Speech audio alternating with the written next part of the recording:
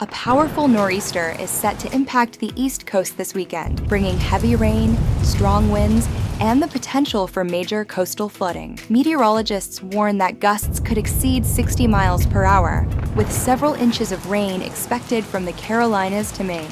Coastal communities and low-lying areas face risks of flooding, beach erosion, and property damage. As this storm moves north, power outages, roof damage, and water intrusion are possible.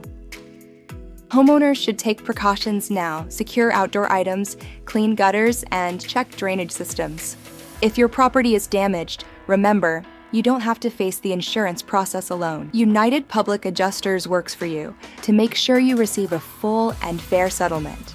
Our team handles everything from assessing storm damage and documenting losses to managing your claim from start to finish. If you experience roof leaks, flooding, or structural issues, contact United Public Adjusters right away. Early documentation is key to protecting your rights and maximizing your claim.